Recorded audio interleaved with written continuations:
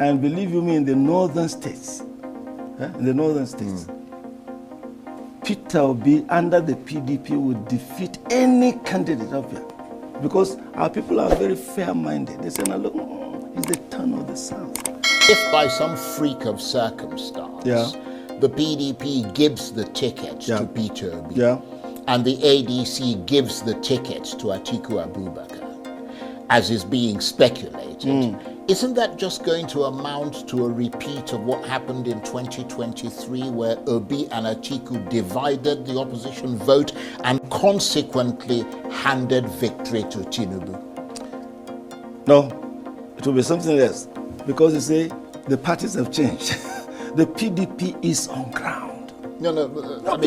Peter Obi now will not be on Labour. He will now be on the PDP. The PDP is, look, in all the six... Atiku Abubakar, who is claiming to be one of the inheritors of Muhammadu Buhari's 12 million votes, will be in the ADC. I'm a researcher. Right. And I research opinions. And believe you me, in the northern states, Peter Obi under the PDP would defeat any candidate up there. Because our people are very fair-minded. They say, now look, it's the turn of the South. In 2031, it will be the turn of the South. And they are getting ready. So there is that very powerful process. Our people are very fair-minded. They are very just. We are building a nation. We don't want people to ruin this opportunity. Because you see, the move we made in 1990 resolved the June 12th thing. It was very, very vicious. But when we came, we said, this is not right. When we made that move, Obasanjo has been president. Tinubu now, who was in the trenches then, is now president. We now had the Nigerian nation back. And people say now it has worked. The founding fathers were wise. So therefore, if it is the turn of the South, please give it to the South. Right. I don't know what last year were in Adama. Atiku comes from Adama. There is the PDP government in place in Adama. And it's real in place. It's governing. It's popular. It's powerful. How many people have gone with him? Okay. Or we have 3 governors in the whole of the Northeast, where he comes from. In Bauchi, in Taraba, in Adamawa. And with the kind of moves that are going on, we are very strong again in Borno, and Yobe, and Gombe, the southern part where I've been always there. What I'm now saying, even in the zone where he comes from, there will be very, very serious contention. So we're not saying that he's not strong, but Peter will be far, far stronger. The presidency understands what is at stake should Mr. Peter Obi be on the ballot in the 2027 against Bola Ahmed Tinubu. That is the reason why they have gone ahead to ensure that they instigate crisis in the Labour Party. But that did not stop the name of Mr. Peter Obi to be mentioned across the strata in this country. They have used every method to try to mitigate the influence of Mr. Peter Obi, but it has also failed. And now they have resorted to working on the psychology of many Nigerians. They started by cutting many governors to defect to the APC, declaring that their allegiance is to Bola Ahmed Tinubu. National Assembly members of different political parties like the Labour Party and the PDP defecting to the APC. And with this, they are trying to tell Nigerians that Bola Ahmed Tinubu is undefeated. Nobody can defeat Bola Ahmed Tinubu in 2027 presidential election. But it seems that some Nigerians are beginning to buy that idea, but they fail to understand that these governors, these National Assembly members that are defecting to the APC and declaring their allegiance to Bola Ahmed Tinubu also need the vote of the people to retain their seat in 2027. Their re-election is not guaranteed, the same way Bola Ahmed Tinubu re-election is not guaranteed. But before you believe this hogwash and all this propaganda from the presidency that Bola Ahmed Tinubu is undefeated, remember what happened in 2023 presidential election. Bola Ahmed Tinubu contested that election, let me say like an incumbent, because APC was a ruling party in 2023. Bola Ahmed Tinubu has all the instrumentality of state at his disposal, the security operative, the INEC, the National Assembly, the judiciary, at his own advantage. But he needed INEC to switch off the IRE for him to win the 2023 presidential election. And someone who is touted as the Jagaban of Southwest, someone who is touted as the kingmaker, was trashed in Lagos State where he was the governor. Many of you do not understand the implication of Bola Ahmed Tinubu being defeated in Lagos State, a city boy, a Lagosian, the Jagaban of Lagos, someone who is being touted as the person that built Lagos, someone that tamed the Atlantic Ocean in Lagos, but he was defeated in his own turf by Mr. Peter Obi, somebody that they claim was from the southeast that could not garner 1 million votes. Not only did Mr. Peter Obi surpass the 1 million vote mark that was given to him, he won the 2023 presidential election, but they needed INEC and the judiciary to overturn his victory. Mr. Peter Obi has shown beyond reasonable doubt that with the right mindset, the right ideology, the right message, and with the support from the masses, you can defeat the establishment. You can win a presidential election in Nigeria. You can break grounds, you can break barriers.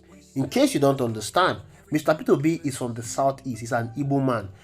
And there is this misconception, or let me say popular opinion in Nigeria, that the North will never support an Igbo man to become the president in Nigeria. But Mr. Peter Obi was able to defeat that analogy. Mr. Peter Obi did not only break through in the North, he got significant chunk of votes in the North. And that is what Jerry Gana is saying. Mr. Peter Obi is very popular in the North. Most times people come and talk to the North like one isolated country that do not understand what good governance is all about. They talk about the North like a region that is domiciled by people with no mind, no feelings, people that do not understand what is going around them. But you need to understand that if there is any region that needs good governance, it is the northern region. They need it more than the people in the south because they have been deprived, they have been neglected, they have been abandoned for years. The North has a larger population, and their population make it unable for them to experience real progress. Whatever negative indices we are experiencing in terms of bad governance in Nigeria is experienced worst in the North. The North are the worst hit in terms of insecurity, poverty, unemployment, sicknesses, diseases, out of school children, underdevelopment. And they understand that these things are peculiar in their region. So they do everything possible to ensure that they come out from this quagmire that they found themselves into. For instance, during the August 1st protest in 2024, it was started by the South, but the North took it over. And the North make sure that that protest was a huge success. You saw the large number of people that came out to protest against bad governance in the North. It cannot be compared to the number of persons that came out in the South. As a matter of fact, majority of people from the South did not even participate in that protest. It is the people from the North that made that protest to be a huge success. They gave it life. They went to the streets in their numbers and protested against the government of Bola Ahmed Tinubu. Some of them were flying Russian flag. You even saw kids coming out to protest against bad government. That is to tell you that these people are seeking for good governance more than the people in the South. And that is the reason why in any election, they come out en masse to vote for their preferred candidate. The whole myth about the North not wanting good governance was broken in 2023 presidential election. You saw how they supported Mr. Peter Obi. And when I'm talking about the North, you need to understand that the North is subdivided. You have the North Central, the Northwest, and the Northeast. Of course, the people from the Northeast and the Northwest are conservative Northerners. They are not liberals. They are fanatic, and their vote is always tied to ethnic, religious, and tribal sentiment. But all of this did not stop Mr. Peter Obi from making inroads in the North. You saw what he did in Kaduna State. Mr. Peter Obi got over 200,000 votes in Kaduna State, a Northwest state. He got large chunk of votes in Adamawa and Taraba states. Mr. Peter Obi won in Nasarawa, Plateau State, and Abuja. He came second in Benue State. This is a great result for someone that was mocked that nobody knows him in the North. Someone that was told that he will not get 1 million votes in the last election. And again, you need to understand the party that Mr. Peter Obi ran the last election in. Peter Obi ran that election in Labour Party, a relatively unknown, unstructured political party. He had just 6 months to prepare for that election, and he was able to do what he did. So what Jerry Gana is trying to say is that whatever result Atiku Abubakar got in the last election was because he ran under PDP, a structured party. It was the structure of the PDP that gave Atiku Abubakar the vote in the last election. If Mr. Peter Obi can get this large number of votes in the North, in an unknown, relatively unstructured political party like the Labour Party, Imagine what he's going to get if he contests in the PDP. PDP is a bigger political party than the Labour Party. In the last election, the Labour Party was just trying to get footings, and PDP has already made footings in the north. With the structure of the PDP in the north, it is going to give Mr. Peter Obi a leverage. When the APC was formed prior to the 2015 presidential election, President Muhammadu Buhari came into that coalition with his 12 million block vote. Peter Obi is coming into the PDP with his 6 million block vote that was allocated to him by INEC. We already know that Mr. Peter Obi won the 2023 presidential election. This means that Mr. Peter Obi is coming with more than 6 million votes into the PDP. With the structure of the PDP in the north, it is going to give Mr. Peter Obi an edge over any presidential candidate, including Bola Ahmed Tinubu and Atiku Abubakar. The PDP structure in the northwest and in the northeast, a reason that Mr. Peter Obi did not perform very well, will now be translated to votes to Mr. Peter Obi the same way the structure that Bola Ahmed Tinubu and other southern politicians brought to the APC prior to the 2015 presidential election was translated to vote for President Muhammadu Buhari, that enabled him to win the presidential election in 2015. PDP has already done their calculations, and they now understand that to win the 2027 presidential election, Mr. Peter Obi is their best bet. They did not see that working out for Atiku Abubakar. They didn't see Atiku Abubakar as a viable candidate. That is the reason why they are even happy he left the party. In order to ridicule Atiku leaving the PDP, they are begging and cutting his 2019 vice presidential candidate, who is Mr. Peter Obi, and they are even begging him to accept their presidential ticket.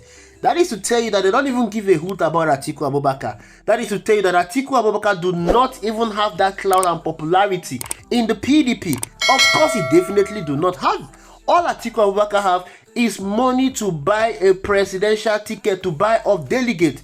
Once he succeeds in getting the presidential ticket, his belief as to what to do with it.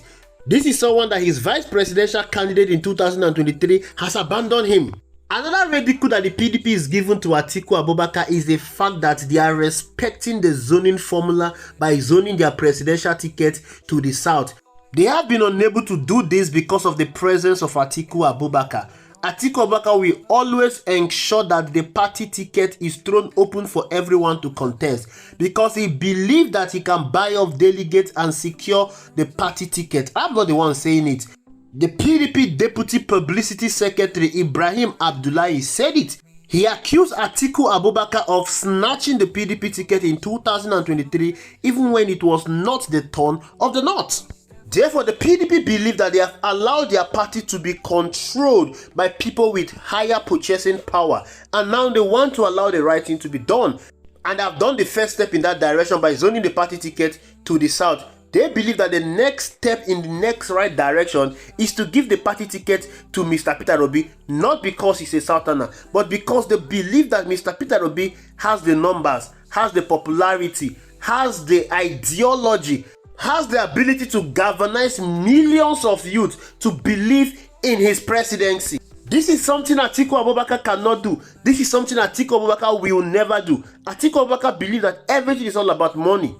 I honestly believe that if the PDP could put their house in order, and putting their house in order means that Nyesom Wike should be expelled from that party, and they have the ability to expel Nyesom Wike from the PDP, give Mr. Peter Obi the presidential ticket, I can tell you that is going to be a game changer. Mr. Peter Obi, just like Jerry Gana said, will defeat any presidential candidate in 2027.